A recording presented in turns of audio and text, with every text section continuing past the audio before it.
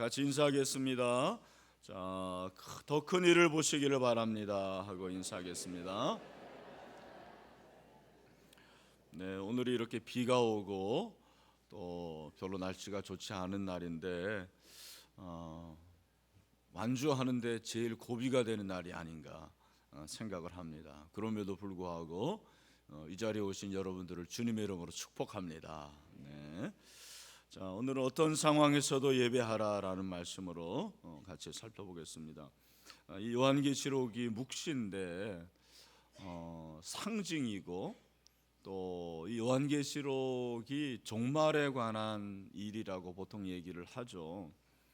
근데 우리가 요한계시록을 살펴보면은 깨닫는 것이 무엇이냐면 이것이 종말의 때라는 것이 사실 오늘이에요. 오늘을 살아가는 우리에게 필요한 말씀이 요한계시록이다라는 생각이 듭니다. 왜냐하면 물론 이제 종말이라는 것이 언제냐 여러 가지 현상을 보고 종말이다라는 것을 우리가 판단할 수 있는데 예수님께서 오시는 그 순간부터 사실은 종말이 시작이 된 거죠.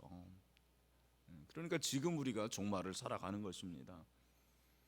근데 요한계시록이 그렇게 종말의 때라는 것이 이제 오늘인데 그 오늘에 우리가 해야 할 일이 무엇인가? 저는 요한계시록을 이렇게 읽으면서 새롭게 발견하는 것이 무엇이냐면 그것이 바로 예배라는 거예요. 예배. 요한계시록처럼 예배에 관해서 많이 기록할 말씀이 없습니다.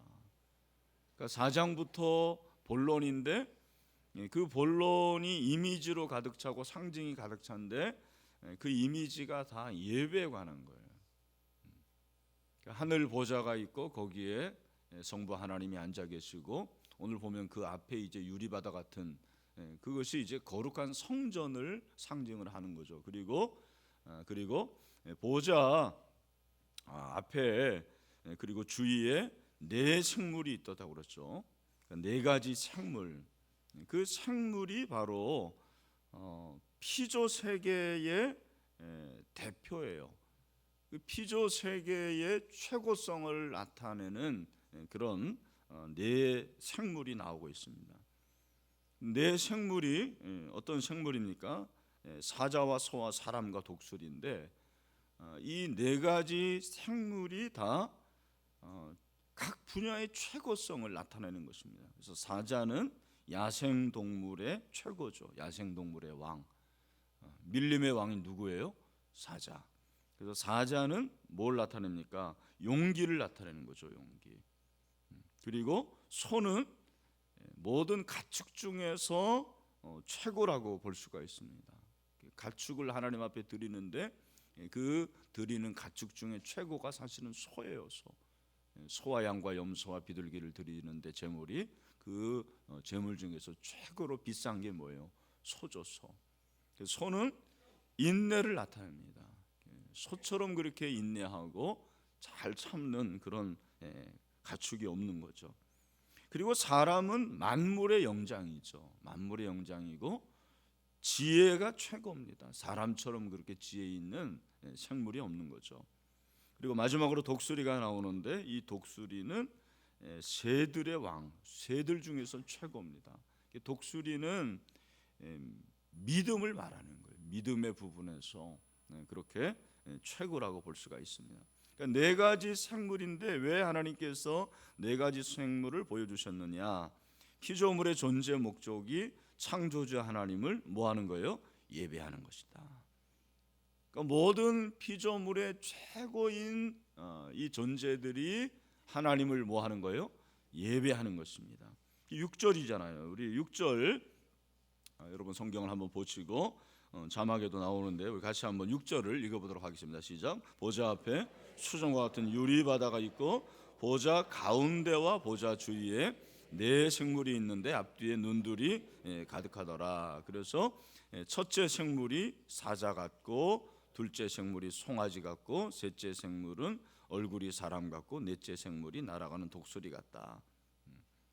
그러니까 이 네 가지 생물을 보여주셨어요. 꼭 그건 아니지만 그렇게 닮았는데 이 네 생물이 쉬지 않고 이르렀다고 그랬습니다. 그죠?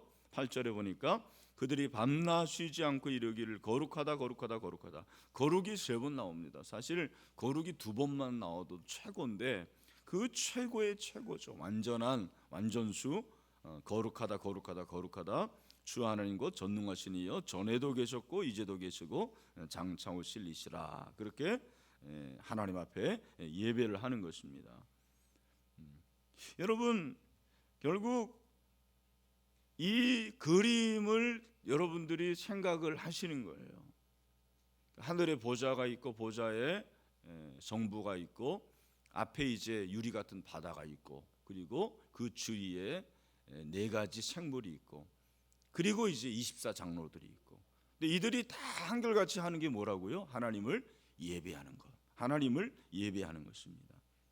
여러분, 이것이 바로 피조 세계의 모습이에요. 가장 아름다운 모습, 우리가 회복돼야 될 모습이 이것이라는 것이죠.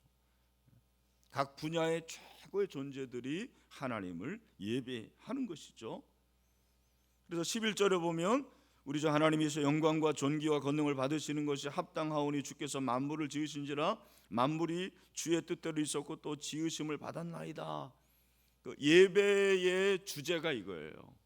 하나님, 만물이 하나님을 예배하기 위해서 존재합니다. 우리는 하나님을 예배합니다. 얼마나 아름다운 거예요. 오늘 이렇게 이 새벽에 여러분들이 하나님을 예배하잖아요. 하나님을 찬양하잖아요. 여러분, 이것이 바로 최고의 모습인 줄로 믿습니다. 우리 청소년들도 이렇게 참 교복을 입고서 하나님을 찬양해요. 제가 강대상에서 우리 이렇게 청소년들을 보는데 얼마나 감동이 되는지 모르겠습니다. 요즘에는 교회 예배 그 교복 입는 모습을 보기가 어려워요. 새벽이나 하니까 이렇게 보여주는 거예요, 이 친구들이. 얼마나 감동이 되는지 모르겠습니다. 이것이 아름다운 모습입니다. 이사야 43장 10절에서 뭐라고 그랬습니까? 우리 같이 한번 읽어보죠. 시작. 이 백성은 내가 나를 위하여 지었나니 나를 뭐하게 하려? 찬송하게 하려. 여러분 믿습니까? 이게 뭐예요? 예배죠, 예배. 하나님을 예배하고 하나님을 찬송하는 것이 최고의 존재 목적이라는 거예요. 여러분 아마 그 천지창조 하이든 아실 것입니다. 우리 교회는 아마 제 기억에는 오라토리오 이 하이든 천지창조를 연주한 적이 없을 거예요. 사실 아마 앞으로도 쉽지 않을 거예요. 왜냐하면은 성가대가 이런 찬송을 하기가 굉장히 어렵고 전곡하려면 한 2시간 걸립니다. 제가 미국에 있었던 그 교회가 아주 찬양대가 전 미국적으로 유명한 교회였는데 제가 딱 한 번 연주 들어봤습니다. 이 오라토리오를. 아마 전곡을 못했을 거예요, 제가 알기에도. 근데 하이든이 천지창조를 이제 비엔나 뮤지컬에서 그렇게 연주를 이제 처음 할 때 굉장히 나이가 들었습니다. 아주 노쇠할 때였는데 그 연주를 하는데 얼마나 오라토리오 천지창조가 대단했는지 청중들이 그냥 흥분을 하는 거예요. 그 자리에 앉아 있는 청중들이 흥분을 하고 감격을 하고 거기에 이제 빛이 있으라 그렇게 하는 장면에 이르렀을 때 기록에 보면 합창단과 오케스트라가 너무 뜨겁게 공연해서 관중들이 더 이상 자리에 앉아 있을 수가 없었대요. 한번 상상을 해보세요. 그래서 그 많은 청중들이 일제히 일어나 가지고는 하이든에게 그냥 박수를 하는 거예요. 이렇게 엄청난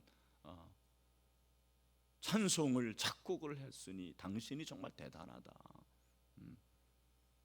그런데 그때 하이든이 휠체어에서 간신히 일어나 가지고 조용히 하라고 손짓을 했다고 그럽니다. 그러면서 하이든이 손을 들은 거예요. 자기의 손을 하나님 앞에 이렇게 향하면서 아닙니다. 아닙니다. 제가 한 것이 아닙니다. 하나님으로부터 모든 것이 왔습니다. 그렇게 하나님을 찬양했다라는 거죠. 그리고 기진맥진해가지고 휠체어에 털썩 주저앉았어요. 이것이 예배죠. 하나님을 찬양하고 하나님을 높이는 거. 여러분, 우리는 어떤 상황에서도 하나님께 예배해야 될 줄로 믿습니다.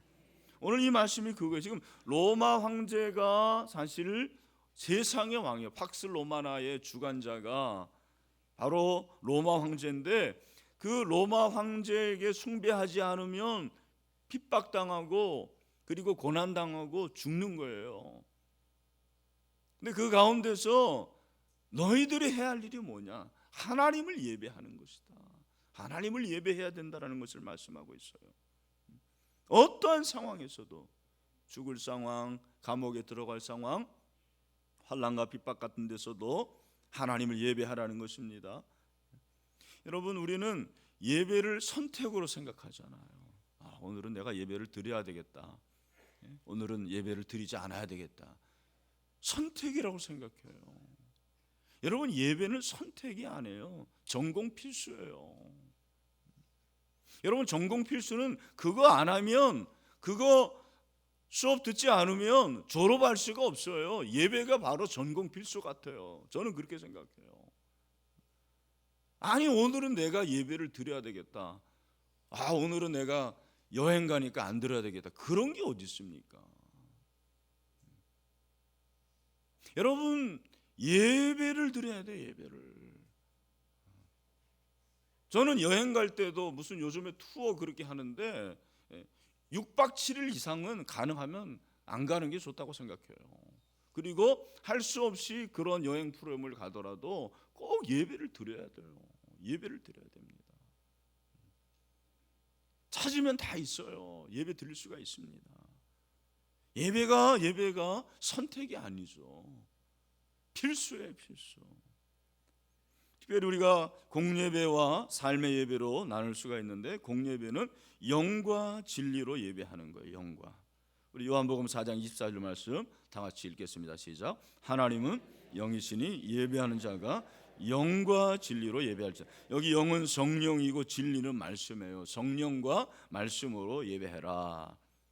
그리고 삶의 예배는 삶의 현장에서 하나님을 예배하는 거죠. 어떤 상황 가운데서도 예배하는 거죠. 그냥 교회에서만 예배하는 것이 아니고 내가 공부할 때도 예배하는 거죠.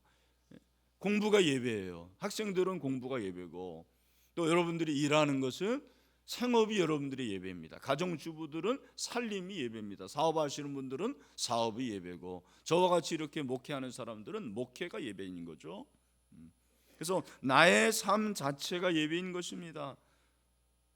형제들아, 내가 하나님의 모든 자비하심으로 너희를 구원하노니 너희 몸을 하나님이 기뻐하시는 거룩한 산제물로 드리라. 산제물, 이것이 삶의 예배죠.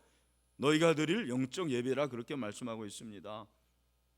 그리고 가정 예배를 드려야 돼요. 가정 예배. 금년에 우리가 이제 가정 예배 드리는 운동을 하지 않습니까? 정말 가정 예배가 살 길이에요. 가정이 살 길이 가정 예배를 드리는 것입니다. 여기 이제 신혼 부부들이 있고 앞으로 결혼할 그런 형제 자매들이 많은데 꼭 가정 예배를 드렸어요. 우리 청소년들 가정 예배를 꼭 드리셔야 돼요. 부모님들이 안 드리면 여러분들이 드리자고 하세요. 정말 가정 예배가 중요한 거예요. 제가 우리 교회에 꼭 모시고 싶은 강사 중에 한 분이 장신대의 그 박상진 교수인데, 이분이 시간이 안 돼요. 너무 바쁘고 또 새벽에는 오기가 어렵다네요. 한번 꼭 모시고 싶은데.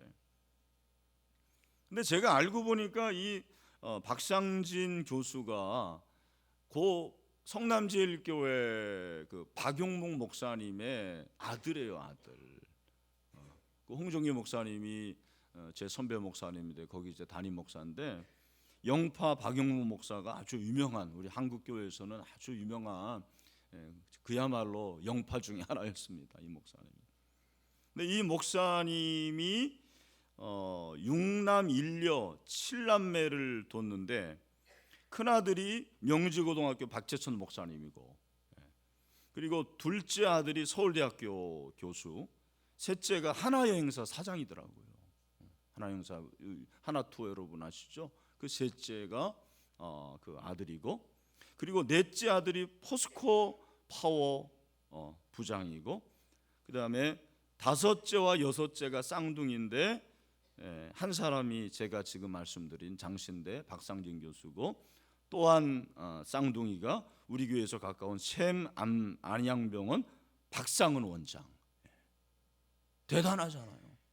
일녀가 이제 장충교회 그 성가대 반주자라고 그렇게 돼 있더라고요. 참 멋있지 않습니까? 육남일녀가 다 그렇게 하나님께 쓰임 받는.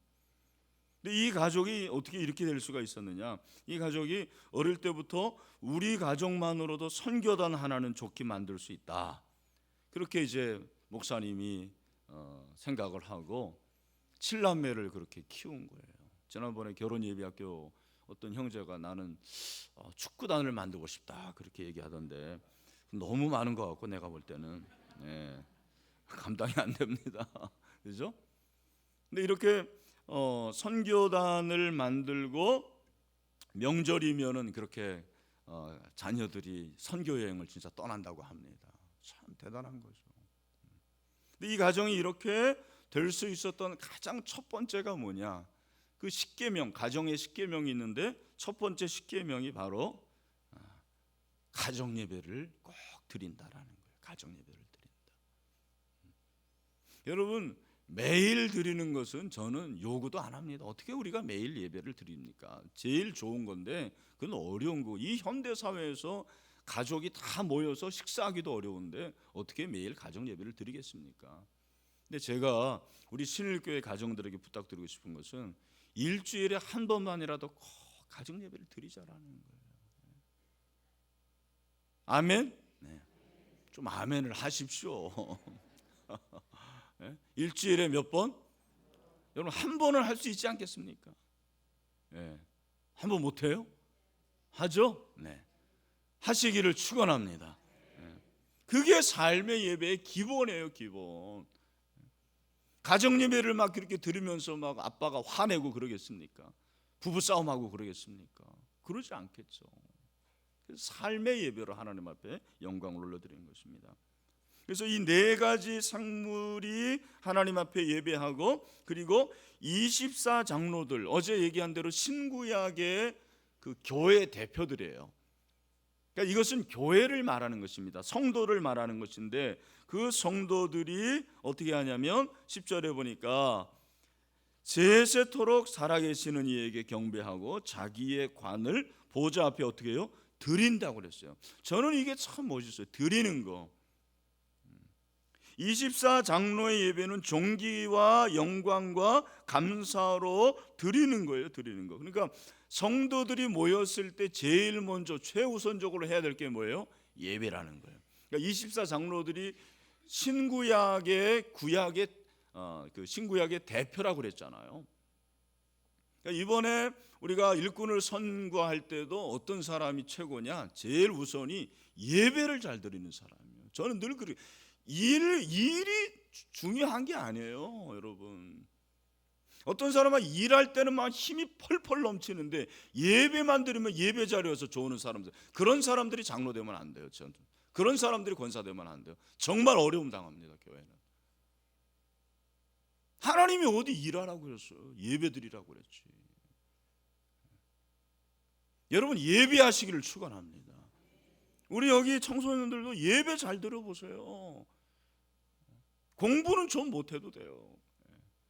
못하라는 얘기는 아니고, 공부는 좀 못해도 되지만 예배를 못 드리는 사람들은 하나님께서 쓰시기가 어렵다고 저는 생각해요. 정말입니다. 제 자랑도 아니고 그냥 제 고백. 내가 생각해 보세요. 이번 설교하면서 내 인생에서 내가 특기가 난 특기가 없어요. 정말 잘하는 게 없어요. 그러니까 내가 정말 잘할 줄 아는 거 있습니다. 예배입니다. 예배가 제 특기예요. 제 취미가 뭐냐? 예배예요. 난 정말 목사하기 너무 잘했어요. 하나님 앞에 예배하고 감사하고 하나님께 드리는 거죠. 예배가 하나님께 드리는 거예요. 하나님께서 주신 은혜를 받고 하나님 앞에 예배하고, 모이면 예배하고, 흩어지면 전도하고, 모이면 공예배 드리고 흩어지면 삶의 예배 드리고, 그게 전도잖아요. 여러분, 아벨과 가인이 하나님 앞에 제사하는데 왜 하나님이 아벨의 제사는 받으시고 가인의 제사는 받지 않았느냐?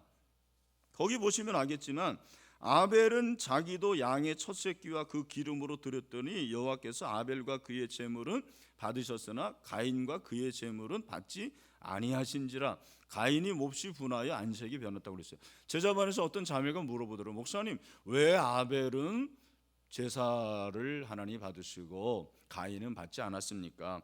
여러 가지 설이 있어요. 여기에 대해서 학자들이 여러 가지 주장을 합니다. 그런데 제가 볼 때 그냥 성경에서 답을 찾으면, 여기 보면 아벨도 양의 첫 새끼와 기름이라고 그랬어요. 그런데 4장 3절에 보면, 자 여기 나옵니다. 세월이 지난 후에 가인은 그냥 땅의 소산. 다르죠. 재물이 다른 거예요. 재물이 다른 건 마음이 다른 거예요. 여러분, 재물이 그 사람의 마음이라니까요. 예? 물질이 있는 곳에 마음이 있어요. 가인은 그냥 땅의 소산, 자기가 농부였어요. 그러니까 곡식을 드리면 하나님이 받지 않으신다, 그건 잘못된 거예요. 왜냐하면 소제도 있잖아요. 그건 곡식으로 드리는 것입니다. 예? 꼭 양만 드려야 되느냐? 그게 아니고, 차이가 뭐냐면 가인은 그냥 땅의 소산이고 아벨은 뭐예요? 처음 제물이라고요. 여기 보니까 양의 첫 새끼와 기름. 여러분, 처음이라는 것이 그것이 사랑이죠. 그것이 그의 중심이고 그의 헌신이에요. 그걸 하나님께 드렸다라는 것입니다.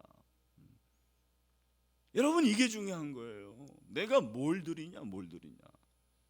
내 소중한 거 드리는 거예요.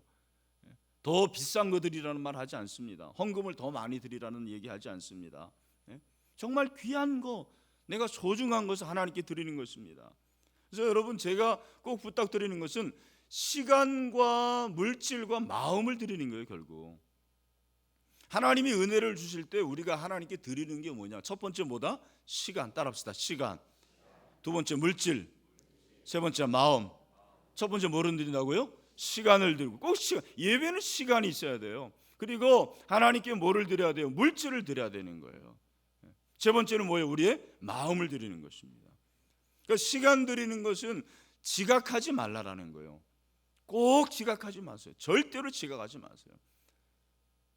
저 10분 전에 올라오잖아요. 내가 시간 남아서 10분 전에 오는 거 아닙니다. 하나님께 제 시간을 드린다라는 표시예요. 여러분, 목사가 5분 후에 이렇게 오면 되겠습니까? 예배 시작 후에? 제가 아는 그 우리 동기가 그러더라고요. 자기 교회 그 목사는 꼭 5분 후에 온대요. 예배 시간 후에. 어떻게 그게 가냐니까, 찬송을 하니까 찬양 후 5분 후에 나타난다라는 거예요. 이 친구가 시험에 들어가가지고 네가 목사한테 그래도 되냐라고 물어보더라고요. 안 된다고 그랬습니다. 여러분, 목사가 5분 후에 오면은 되겠습니까? 안 되겠습니까? 안 되죠. 그러면 성도는 돼요? 안 돼요? 예? 안 되죠. 할렐루야. 네. 아니, 목사는 안 되고 성도는 된다라는 게 어디 있어요?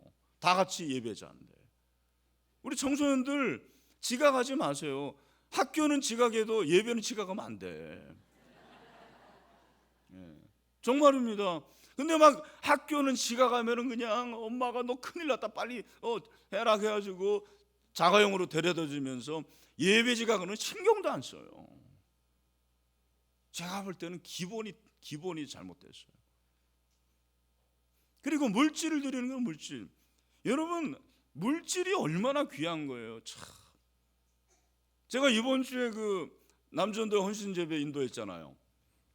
늘 제가 이렇게 헌신예배 헌금을 준비합니다. 10,000원짜리를 준비하는데, 헌신예배 제발 좀 1,000원만 하지 마시기 바랍니다. 10년 전에도 1,000원이고 20년 전에도 1,000원이고 도대체 1,000원은 변하질 않아요. 그거 보니까. 근데 제가 이번에 신반포교회에 갔는데 워낙 아는 사람들이 많아가지고 막 얘기하다 보니까 제대로 준비를 못했어요. 헌금을 드려야 되는데, 제가 뭐 보통 때 돈도 없는 사람이 또 그날따라 또 5만 원짜리가 있는 거예요. 보니까 이야, 순간 갈등됐습니다. 그래서 제가 준비를 했어요. 준비를 했는데 그날따라 또 헌금위원이 강대상에는 안 올라오더라고. 그래서 제가 이제 속으로 이렇게 집어넣었어요. 여러분, 제가 끝나고 헌금을 드렸겠습니까? 안 드리겠습니까? 예, 드렸어요. 아무도 안 봤어요. 그러나 제가 그 앞에 아래 강단에 이렇게 헌금 바구니 놓여져 있더라고요. 제가 5만 원 드렸습니다. 예. 아깝지가 않아요. 하나님께 드리는 거죠. 하나님께 드리는 거예요. 시간과 물질을 드리고, 그리고 마음을 하나님께 드리는 거죠. 우리의 마음. 그래서 여러분, 11조도 아까워하지 마세요. 우리 여기 청소년들 처음 월급은 꼭 하나님께 다 드리세요. 다 드려야 돼. 다 드려야 돼. 아니, 그거 200만 원 드리고 첫 월급이 200만 원이다. 그럼 200만 원 드리고 평생 하나님이 200억 주시면은 어떤 장사를 여러분 하시겠습니까? 그 200만 원이 뭐가 그렇게 아까워요? 그거 없다고 여러분 굶어 죽는 거 아니에요. 첫 월급을 꼭 하나님께 드리세요. 그리고 11조 하나님 앞에 늘 드리고, 하나님이 왜 책임지지 않겠습니까? 그죠?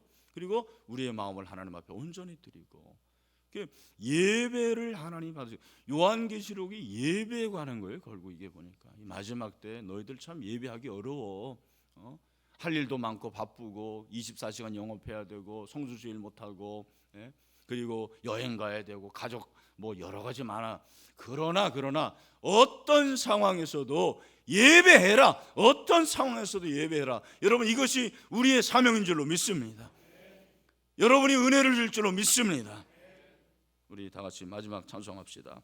우리 빛나고 높은 보좌관데